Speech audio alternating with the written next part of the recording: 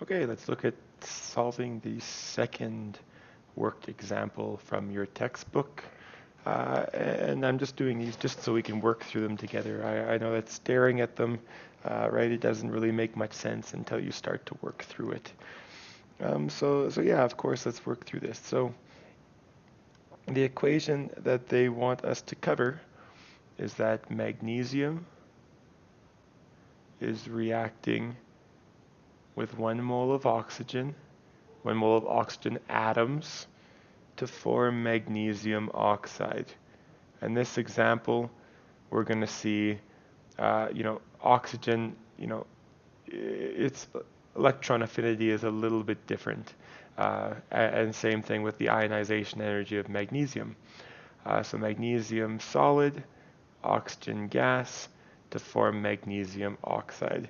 So you always write that at the bottom. You always start your Bohr-Haber cycle with writing out your delta H of formation at the bottom. Magnesium solid plus 1/2 O2 reacts to form MgO solid. So let's look at what we have to do, right? The first step we can do, we've got a solid magnesium, and we know all of the things we need at the top require magnesium to be in a gas phase.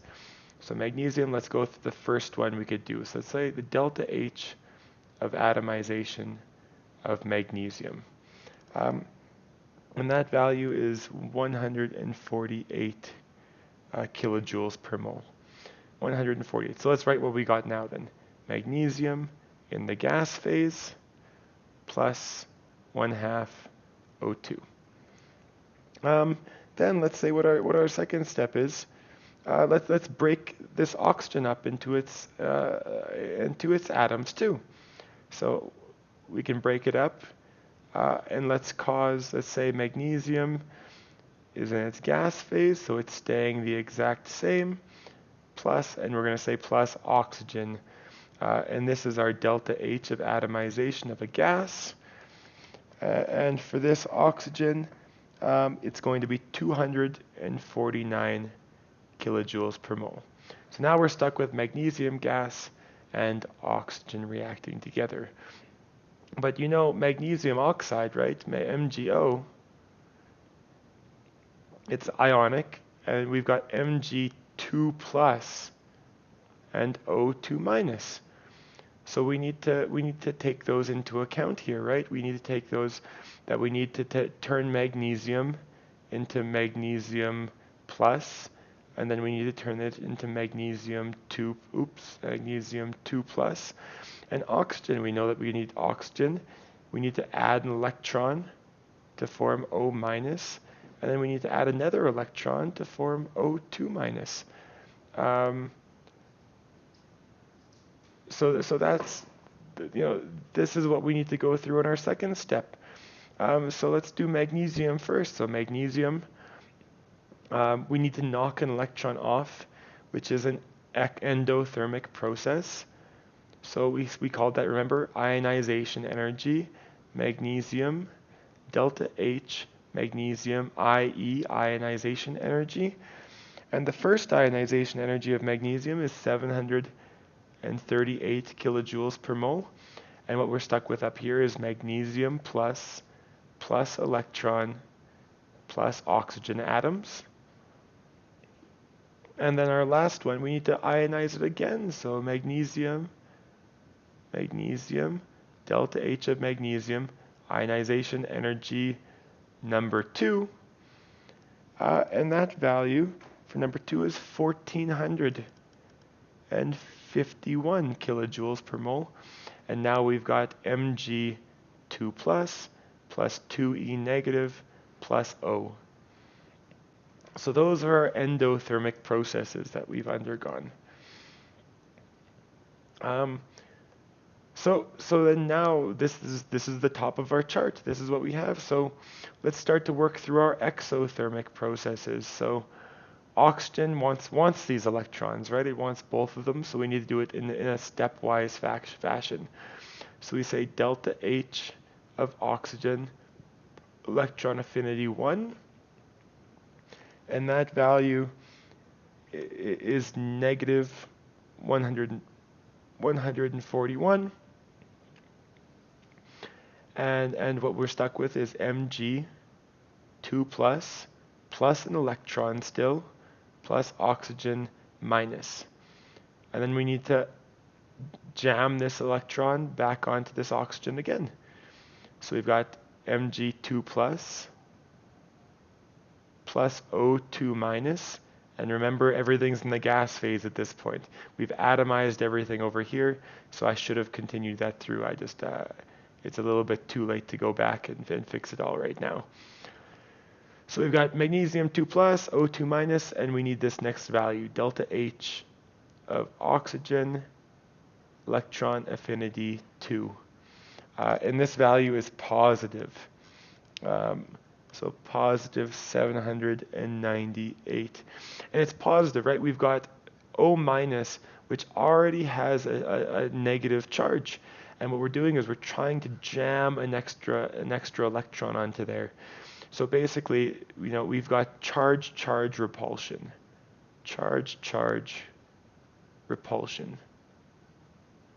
That's why I said that electron affinity is typically exothermic, but not always exothermic.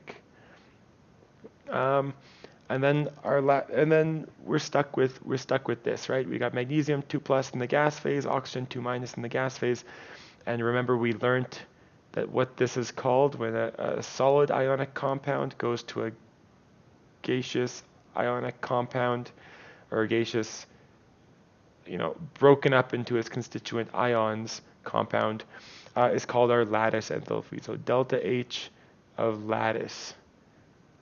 And what that is, for this one, for magnesium oxide, is 3,795.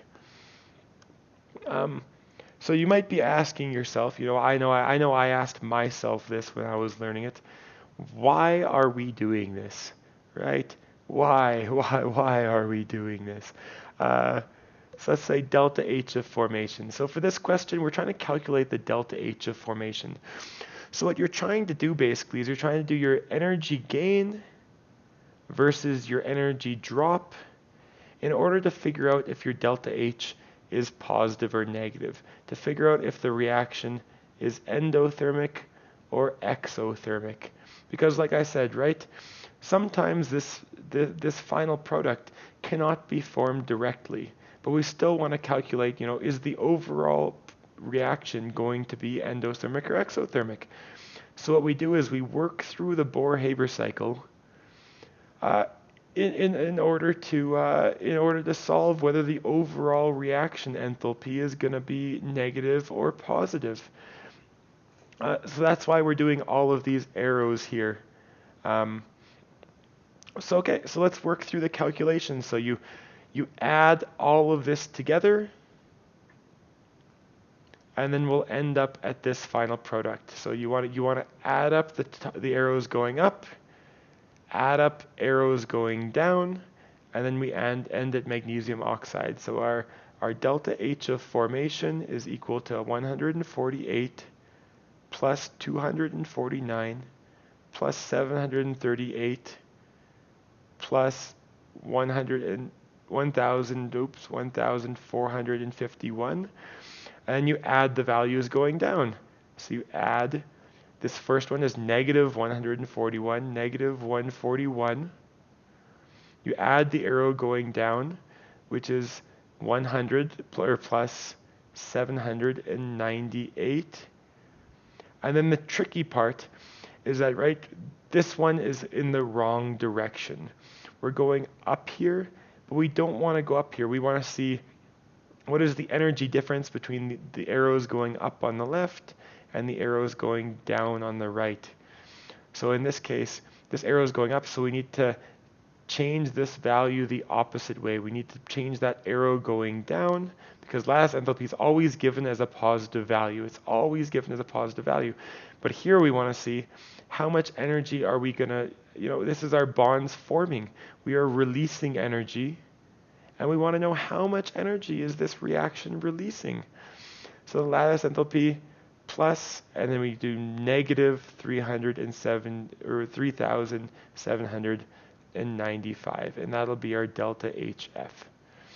So let's look at this. Let's take my calculator and let's work on it. 148 plus 249 plus 738 plus 1451 minus 141, adding 798, and minus 3,795. And our sum is negative 552. Negative 552 kilojoules per mole. And that's our final answer. And hopefully this makes a little bit of sense, right? We're burning magnesium and oxygen to form magnesium oxide. You know, this releases a lot of light, a lot of heat energy. So we know that this is exothermic. So if this value is positive, you need to say, oh no, something is wrong. I messed up somewhere in this. So yeah, that's basically how we solve these questions. Is we just need to follow how to get from this and what steps do we need to follow to get to magnesium oxide indirectly. Because right, we don't need to use all of these arrows. You don't need to worry about that so much. One thing that I'd like to say is, you just want to follow it, follow this whole process around to your final product. So right, if this arrow is pointing up, that's obviously something is wrong, right? Because we're starting here and we need to follow a stepwise fashion. You do step 1, step 2, step 3, step 4, then we move over to the right. So you can see it's like a train track, right? You can only go one way around the train track. That's not completely true. You can just reverse the train, that's fine, or attach a different cart onto it. But imagine, the flow of electricity. It flows in one direction. And that's exactly what we have to follow. We're flowing from our starting products, or our starting reactants, to our final products. And right, this arrow going up, that's a train wreck waiting to happen, right? A big train is coming one way and a small train is going the other way. So you got to flip this in order to get down to our magnesium oxide product. So yeah, join me for the next video. We'll work on a few more problems together. Thank you.